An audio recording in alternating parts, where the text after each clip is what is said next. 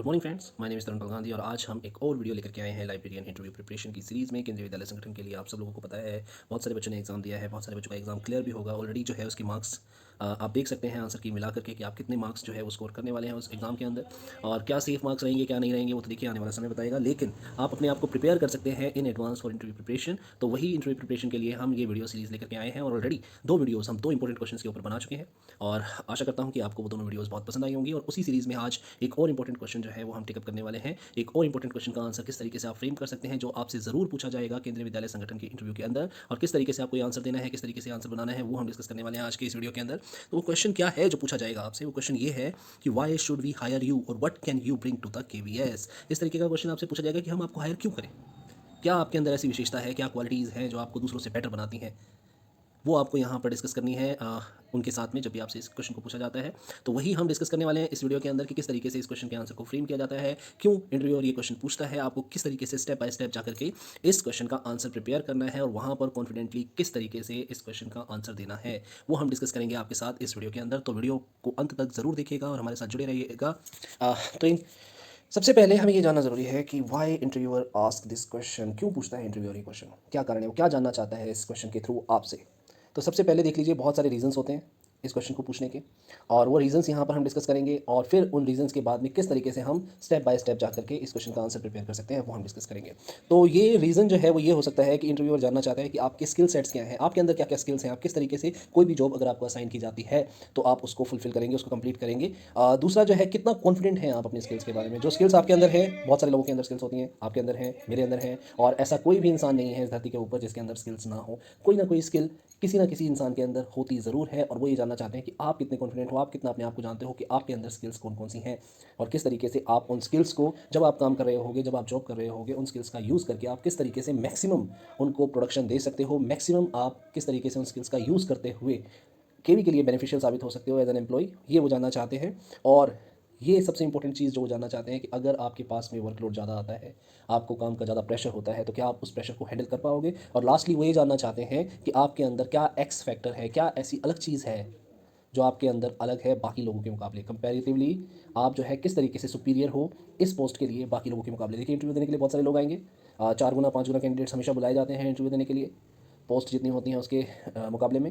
तो जब आप इंटरव्यू देने के लिए जाओगे वहाँ पर वो ये जानना चाहते हैं कि जो इतने सारे कैंडिडेट उन्होंने बुलाए हुए हैं, 5 गुना कैंडिडेट्स उन्होंने बुलाए हुए हैं, उनमें से आप क्यों उनसे बेटर हो, किस तरीके से आप उनसे बेहतर हो, वो ये जानना चाहते हैं। और ये बहुत इंपॉर्टेंट चीज़ है, आपके अंदर क्या क्वालिटी है, आपका जो एक्सपेक्टर है वो आपको यहाँ पर बताना है।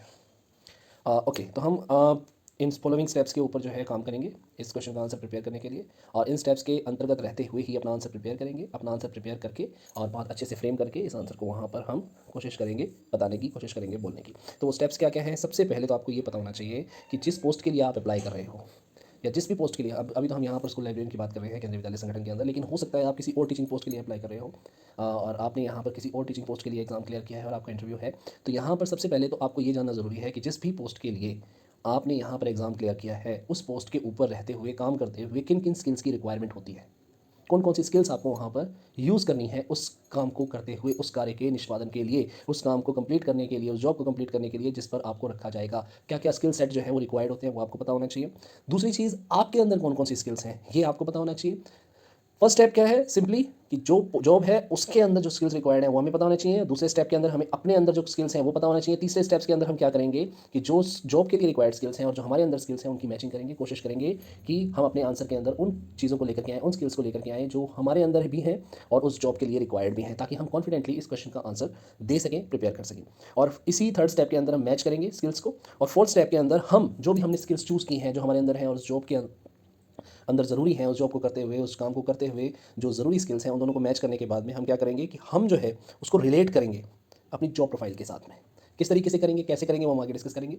उसके बाद में एग्जांपल लेंगे हम अपने पास्ट से। हो सकता है हमने कॉलेज में कुछ इस तरीके की स्किल जो है वो डिस्प्ले की हो किसी एक पर्टिकुलर सिचुएशन के अंदर, हम वो डिस्कस कर सकते हैं। हो सकता है हम ऑलरेडी कहीं पर पहले काम कर रहे हो, हमें एक्सपीरियंस है ऑलरेडी, और हमने वहाँ पर किसी एक पर्टिकुलर स्किल का यूज़ करके वहाँ पर कोई जो सिचुएशन हमारे सामने आई थी उसको हैंडल किया हो, उस सिचुएशन को वहाँ पर अच्छे से हैंडल किया हो स्किल का यूज़ करके, तो हम वो एक एग्जांपल लेंगे। पॉजिटिव डिसीजन जो भी हमने लिया उस स्किल का इस्तेमाल करके वो वहाँ पर हमें बताएंगे, और लास्ट में हम कंक्लूड करेंगे। किस तरीके से कंक्लूड करेंगे, ये 6 के 6 स्टेप्स मैं आपको एक एक करके बताने वाला हूँ इस वीडियो के अंदर। सबसे पहले तो हमें पता होना चाहिए कि कौन कौन सी स्किल्स हैं जो रिक्वायर्ड हैं एज ए स्कूल लाइब्रेरियन आपके अंदर कौन कौन सी स्किल्स होनी चाहिए। तो सबसे पहले देख लीजिए आप कि हम कैटेगराइज कर सकते हैं स्किल्स को दो तरीके की स्किल्स के अंदर, एक पर्सनल स्किल्स और एक प्रोफेशनल स्किल्स। अब पर्सनल स्किल्स क्या है और प्रोफेशनल स्किल्स क्या है, ये हम डिस्कस करते हैं एक एक करके। पर्सनल स्किल्स में आ जाती है आपकी पंक्चुअलिटी, आप कितने पंक्चुअल हो काम को आप करने के अंदर, जॉब पर आने के अंदर कितने आप टाइम के पंक्चुअल हो, किस टाइम पे आपको कोई काम दिया जाता है और किस टाइम पे आप उसको कंप्लीट करते हो। क्रिटिकल थिंकिंग आपके अंदर है या नहीं है। टाइम मैनेजमेंट, टाइम को किस तरीके से मैनेज करते हो, बहुत सारे काम आ जाते हैं एक साथ कई बार, किस तरीके से अपने 6 घंटे 7 घंटे 8 घंटे को आप यूटिलाइज़ करके उन सभी कामों को पूरा करोगे। इंटरपर्सनल स्किल्स आपके अंदर होनी बहुत ज़रूरी है। आपकी जो को वर्कर्स होंगे वहाँ पर, जो आपके साथ में काम करने वाले टीचर्स होंगे, उसके साथ उनके साथ में आपका कैसा रिलेशन है, वो आपकी इंटरपर्सनल स्किल्स के ऊपर निर्भर करता है कि आप किस तरीके से लोगों के साथ जुड़कर मिलकर रह सकते हैं। लीडरशिप स्किल्स आपके अंदर है या नहीं। कई बार आपको हो सकता है कि कोई ऐसा प्रोजेक्ट दिया जाए जिसको आपको लीड करना हो, तो वहाँ पर आप लीडरशिप स्किल्स दिखा पाएंगे या नहीं। उसके बाद में कम्युनिकेशन स्किल्स, ऑब्वियस सी बात है, एज एन इन्फॉर्मेशन प्रोफेशनल आपके अंदर एक्सीलेंट कम्युनिकेशन स्किल्स होनी चाहिए। आप जब भी कोई भी बात करें, किसी से भी बात करें, चाहे वो अपने यूज़र से करें, जो आपके यूज़र्स कौन कौन हो सकते हैं, आपके टीचर्स हो सकते हैं, स्टूडेंट्स हो सकते हैं, तो जो भी यूज़र्स हैं उनसे जब भी आप बात करें तो इस तरीके से बात करें कि आपकी जो बात है, जो आप कन्वे करना चाहते हो, जो मैसेज आप देना चाहते हो, वो ईजिली उनको समझ में आ जाए। तो कम्युनिकेशन स्किल्स जो है बहुत ही इंपॉर्टेंट रोल प्ले करती हैं हमारी फील्ड में बेसिकली। उसके बाद ऑर्गेनाइजेशनल स्किल्स, बहुत सारी चीज़ें हैं जो आपको ऑर्गेनाइज करनी पड़ती हैं सिस्टमेटिक तरीके से। तो ऑब्वियस सी बात है, एज ए लाइब्रेरियन आपको बहुत सारी चीज़ें ऑर्गेनाइज करनी पड़ेंगी, बुक्स ही ऑर्गेनाइज करनी पड़ती हैं सबसे पहले तो आपको, और भी बहुत सारी चीज़ें हैं जो आपको ऑर्गेनाइज करनी पड़ती हैं। तो आपकी जो ऑर्गेनाइजेशनल स्किल्स हैं वो आपके अंदर होनी बहुत इंपॉर्टेंट है। ये पर्सनल स्किल्स बहुत ज़रूरी है एज अ स्कूल लाइब्रेरियन जो आपके अंदर होनी चाहिए। प्रोफेशनल स्किल्स की बात करें तो familiarity with information management system, information जो मैनेजमेंट सिस्टम है उसके साथ आप फेमिलियर होने चाहिए, आपको पता होना चाहिए इन्फॉर्मेशन मैनेजमेंट सिस्टम। उसके बारे में नॉलेज ऑफ लाइब्रेरी सॉफ्टवेयर, बहुत सारे सॉफ्टवेयर्स हैं जैसे कि हम ई ग्रंथालय यूज़ करते हैं केंद्रीय विद्यालय संगठन के अंदर, वैसे ही software of university library SOUL है ना, ग्रीनस्टोन है, बहुत सारे ऐसे सॉफ्टवेयर्स हैं। लेकिन आपको नॉलेज होनी चाहिए उन सॉफ्टवेयर्स की। और बेसिक काम जो लाइब्रेरी के अंदर होता है वही हाउस कीपिंग जो सॉफ्टवेयर्स होते हैं लाइब्रेरी के, उनके अंदर भी वही चीज़ें होती हैं। लाइक टेक्निकल प्रोसेसिंग की अगर हम बात करें तो ऑब्वियस सी बात है उसमें क्लासिफिकेशन और कैटलॉगिंग होगी। अगर हम सर्कुलेशन की बात करें तो ऑब्वियस सी बात है इशू होगा, रिटर्न होगा, रिन्यू होगा, ये 3 चीज़ें बड़ी इंपॉर्टेंट हैं। राइट। वैसे ही हम एक्सेशनिंग की बात करें तो एक्सेशनिंग के दौरान हम क्या करते हैं, एक्सेशनिंग के दौरान हम बुक्स की एंट्री करते हैं। हमें पता होना चाहिए कि ऑथर में क्या आएगा, टाइटल में क्या आएगा, किस तरीके से हमें एंट्री करनी है, किस तरीके से हमें क्लासीफाई करना है, किस तरीके से हमें कैटलॉग करना है, तो ये सारी चीज़ें हमें पता होनी चाहिए। Knowledge of collection development, obviously बात है एज ए लाइब्रेरियन आपको कलेक्शन डेवलप करना ही पड़ेगा। हर साल जो है फंड्स होते हैं जो आपको यूटिलाइज करने होते हैं, आपको बुक्स मंगवानी होती हैं, तो आपको कलेक्शन डेवलपमेंट के बारे में पता होना चाहिए। कैटलॉगिंग और क्लासिफिकेशन का आपको एक्सपीरियंस होना चाहिए, अगर नहीं है तो आप उसको थ्रू प्रैक्टिस सीख सकते हैं और जल्दी ही उसमें महारत भी हासिल कर सकते हैं। बजटिंग और अकाउंटिंग, ऑब्वियसली बात है आपके पास में बजट आएगा, आप उसको किस तरीके से यूज़ करोगे, किस तरीके से आप अकाउंट्स मेंटेन करोगे, वो आपको पता होना चाहिए। कंप्यूटर के साथ आप प्रोफिशिएंट होने चाहिए, कंप्यूटर के बारे में आपको अच्छी खासी नॉलेज होनी चाहिए, और ये बहुत इंपॉर्टेंट स्किल है आज के टाइम में। अगर आपको कंप्यूटर की नॉलेज नहीं है तो आप ध्यान रखना आप बाकी लोगों से ऑलरेडी बहुत पिछड़े हुए हो, और अगर आपको कंप्यूटर की नॉलेज है तो आप बहुत सारे लोगों से ऑलरेडी आगे भी हो सकते हो। कस्टमर सर्विस स्किल्स, आप आपके जो कस्टमर होंगे, जो आपके यूज़र्स हैं, टीचर्स, स्टूडेंट्स, और उनके साथ में किस तरीके से आप इंटरेक्शन करोगे, किस तरीके से आप उनको सर्विसेज प्रोवाइड करोगे, वो स्किल्स आपके अंदर होनी चाहिए। रिसर्च स्किल्स, हो जाता है कई बार कि बच्चे ऐसा कुछ क्वेश्चन पूछ लेते हैं जो आपको नहीं पता होता और आप उसका आंसर आपको देना है, तो आप क्या करोगे, किस तरीके से रिसर्च करोगे उस पर्टिकुलर टॉपिक के बारे में, और रिसर्च करके आप किस तरीके से उस टॉपिक का, उस पर्टिकुलर बात का आंसर दोगे जो भी आपसे क्वेश्चन पूछा गया है एक यूज़र के द्वारा। डॉक्यूमेंटेशन स्किल्स आपके अंदर होनी चाहिए। तो ये सारी स्किल्स जो है वो आपके अंदर हो सकती हैं, और नहीं भी हैं तो आप डेवलप कर सकते हैं अपने अंदर। सेकंड स्टेप में हम क्या करेंगे, हम ये जानेंगे कि आपके अंदर कौन कौन सी स्किल्स हैं। तो सबसे पहले आपको ये ज़रूर पता होना चाहिए कि आपके अंदर क्या स्किल है। हो सकता है कोई कंप्यूटर्स में बहुत अच्छा हो, लाइक हम ब्लॉग बनाते हैं तो वहाँ पे HTML कोडिंग ब्लॉगर पे यूज़ करते हैं, तो HTML अगर कोडिंग अगर आपको आती है तो ये बहुत अच्छी स्किल है जो आप डिस्प्ले कर सकते हो वहाँ पर अपने आंसर के अंदर। आप उसको बता सकते हो कि भाई मेरे अंदर जो है मैंने कंप्यूटर लैंग्वेजेस सीखी हुई हैं और लैंग्वेजेस को मैं अप्लाई कर पाऊँगा यहाँ पर आने के बाद इस पर्टिकुलर जॉब के अंदर। राइट। तो आप कॉन्फिडेंट होने चाहिए अपनी स्किल के बारे में सबसे पहले, जो भी स्किल आपके अंदर है। और दूसरा जो चीज़ इंपॉर्टेंट है वो ये है कि जो आपके अंदर स्किल है, स्किल तो होती है लेकिन हम उसको बता नहीं पाते, हम उसको डिस्प्ले नहीं कर पाते। तो आपके अंदर सेकंड जो चीज़ होनी चाहिए वो ये होनी चाहिए कि जो भी स्किल आपके अंदर है उस स्किल को आप अच्छे से डिस्प्ले कर पाओ, अच्छे से बता पाओ, अच्छे से कम्युनिकेट कर पाओ, ये इंपॉर्टेंट चीज़ है। उसके बाद हम मैचिंग करेंगे आपकी स्किल्स की, लाइक आपके अंदर बहुत अच्छी कम्युनिकेशन स्किल्स हैं तो किस तरीके से उसको मैच करेंगे कि कम्युनिकेशन स्किल्स हैं और किस तरीके से वो यूज़फुल हो सकती है यूजर्स के लिए, वो हमें यहाँ पे रिलेट करके बताना है। नेक्स्ट स्टेप में वही चीज़ है, relating the skills you possess with the job profile. ठीक है। अब यहाँ पर टाइम आ गया है सीधा सीधा आपकी जो अंदर स्किल्स हैं उसको आपकी जो जॉब प्रोफाइल है उसके साथ मैच करने का, रिलेट करने का। ठीक है। फॉर एग्जांपल अगर मैं कम्युनिकेशन स्किल्स की बात कर रहा था, आपके अंदर बहुत अच्छी कम्युनिकेशन स्किल्स है, तो जब आप एज ए लाइब्रेरियन काम कर रहे होगे तो वहाँ पर उस स्किल का किस तरीके से इस्तेमाल करके आप अपने काम को अच्छे से निष्पादित कर सकते हो, अच्छे से कंप्लीट कर सकते हो, वो आपको यहाँ पर बताना है। उसके बाद में अगर एक एग्जाम्पल आपको लेना है नेक्स्ट स्टेप के अंदर आपकी पास्ट लाइफ से, मैंने जैसे आपको बताया था स्टार्टिंग में ही कि आपने हो सकता है कॉलेज के अंदर कुछ ऐसा किया हो, कुछ ऐसी स्किल डिस्प्ले की हो काम करते वक्त एज ए स्टूडेंट, जो बहुत इंपॉर्टेंट स्किल हो सकती है आपकी जॉब प्रोफाइल के अंदर। कोई एक एग्जांपल आप ऐसा ही बता सकते हो। ठीक है। और अगर मान लीजिए आपने कोई जॉब ऑलरेडी मतलब कोई इस तरीके का काम कॉलेज में नहीं किया है, तो आपने अपनी रियल लाइफ के अंदर भी कुछ ऐसा किया हुआ हो सकता है जहाँ पे आपने कोई स्किल डिस्प्ले की हो, स्किल का यूज़ करके आपने कोई डिसीजन लिया हो, कोई पॉजिटिव डिसीजन लिया हो जिसने आपकी लाइफ चेंज की हो या आपकी सराउंडिंग में लोगों की लाइफ चेंज की हो। तो ये बहुत इंपॉर्टेंट चीज़ है, ये आपको वहाँ पर एग्जाम्पल के थ्रू लास्ट में बतानी बहुत ज़रूरी है। हो सकता है आप ऑलरेडी एक्सपीरियंस्ड हो, तो ऑब्वियस सी बात है आप एक्सपीरियंस्ड हैं, तो आपके सामने बहुत सारी सिचुएशंस आई होंगी। उन सिचुएशंस के अंदर आपने किस तरीके से उन सिचुएशन को टैकल किया, उन सिचुएशंस को हैंडल किया, वो आप यहाँ पर बता सकते हो।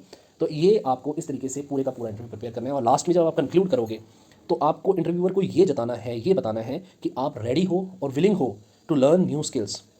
ये आपको बहुत इंपॉर्टेंट है आपके लिए। कई लोग क्या होते हैं, हमारे अंदर तो यही स्किल्स हैं बस, इसके अलावा हम ना कुछ सीख सकते हैं, वो अपनी बातों से ही ऐसा जाहिर कर देते हैं। तो आपको वहाँ पर ऐसा कभी जाहिर नहीं होने देना है। आपको हमेशा ये शो करना है कि हाँ, ये स्किल्स तो मेरे पास है, लेकिन मैं नई स्किल्स को भी इस थ्रू प्रैक्टिस जो है वो सीख सकता हूँ, और नई स्किल्स को सीखते हुए मैं नई स्किल्स को अपने अंदर ढाल सकता हूँ, अपने अंदर लेकर के आ सकता हूँ। मतलब मैं ओपन हूँ, कोई भी स्किल मेरे सामने आती है उसको सीखने के लिए। कोई भी सिचुएशन मेरे सामने आएगी, उस सिचुएशन के अंदर मैं, अगर मुझे नहीं भी पता है कि किस तरीके से रिएक्ट करना है, तो भी मैं नई स्किल्स को सीख करके उस सिचुएशन को हैंडल करने की पूरी कोशिश करूँगा।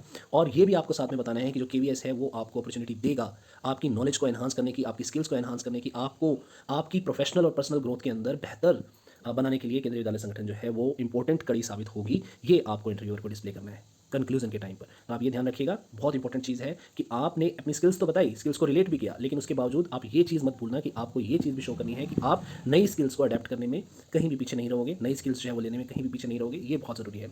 तो इस तरीके से आप अपना जो है आंसर प्रिपेयर करेंगे, और अब आप रेडी हैं। अगर आपने पूरी वीडियो देखी है तो आप रेडी हैं इस क्वेश्चन का आंसर देने के लिए। और यहीं पर हमने एक स्पेशल सैम्पल आंसर भी बनाया है आप लोगों के लिए कि किस तरीके से आपको आंसर फ्रेम करना है। तो देखिए यहाँ पर आंसर में क्या कहते हैं कि besides my love of books, I have always wanted to become a librarian because I have an innate sense of fellowship and have been involved in community activities since early high schools. I am very aware of how important community outreach is. Besides advocating for literacy program, I have come up with some concepts that I would love to help implement. These includes an open air library with comfortable armchair for students, where shelf periodicals will be kept that will interest students, with a smoothing ambient soundtrack. Monthly meeting of book club in that open air library will be held on the last day of every month, where we could create personalized reading list. And I think KVS is the only place where I can implement all my new ideas and I can learn a lot of new things. I have done so much in the past and will continue to do the same in KVS. These are some reasons I should be hired and given chance to do something different for something better. तो देखिए यहाँ पर इस answer के अंदर हमने क्या क्या इंक्लूड किया। हमने इंक्लूड किया कि हमारे अंदर कौन कौन सी स्किल्स हैं, उसके साथ में हमने स्किल्स को रिलेट किया अपनी जॉब के साथ में, उसके साथ में हमने कुछ एग्जाम्पल अपनी प्रीवियस लाइफ से दिए, जो अपने इंटरेस्ट है उसको बताने के बाद में, जो हमारी स्किल्स है उसको बताने के बाद में हमने कुछ एग्जांपल जो है अपनी प्रीवियस लाइफ से दिए, और अपने आगे आने वाले प्लान्स बताए, जो मैंने आपको बताया था कि कंक्लूड करना है आपको। और साथ में हमने यहाँ पर KVS को प्रेज़ भी किया कि केंद्रीय विद्यालय संगठन जो है वो एक इंपॉर्टेंट कड़ी साबित हो सकता है हमारी प्रोफेशनल और पर्सनल ग्रोथ के लिए। तो इस तरीके से आपको ये आंसर प्रिपेयर करना है। तो आई थिंक अब आप रेडी हैं इस तरीके के आंसर को प्रिपेयर करने के लिए, और आप अपने अकॉर्डिंग कोशिश कीजिए, कॉपी पेस्ट मत करना। फिर से मैं कहूँगा, कोशिश कीजिए कि आप अपना खुद का आंसर प्रिपेयर करें, और अपने आंसर को जब आप प्रिपेयर कर लें तो उसकी प्रैक्टिस करें, स्टेप बाय स्टेप प्रैक्टिस करें, उसको रटने की ज़रूरत नहीं है, जो मैं आपको पिछली वीडियोस के अंदर भी बताता आया हूँ। तो अब आप रेडी हैं इस क्वेश्चन का आंसर देने के लिए, और मुझे लगता है कि आपको ये वीडियो भी बहुत पसंद आई होगी, क्योंकि बहुत सारी चीज़ें इसमें हमने कवर की हैं। आशा करता हूँ कि आपको वीडियो पसंद आई। आप वीडियो को ज़रूर लाइक करेंगे और हमारे चैनल को ज़रूर सब्सक्राइब करेंगे, और मुझे मोटिवेट करेंगे कि इस तरीके की मैं और वीडियोज़ बना करके लिए आपके लिए लेकर के आऊँ, ताकि वो आपके लिए बेनिफिशियल साबित हो, as a professional, as a person, आपकी बेटरमेंट के लिए वो वीडियोज़ आपको फ़ायदा पहुंचाए। तो इसी उम्मीद के साथ मैं इस वीडियो को यहीं पे खत्म करूँगा। Thank you so much for watching and listening. May God bless you all, और हमारे चैनल को सब्सक्राइब करना ना भूलें। Thank you.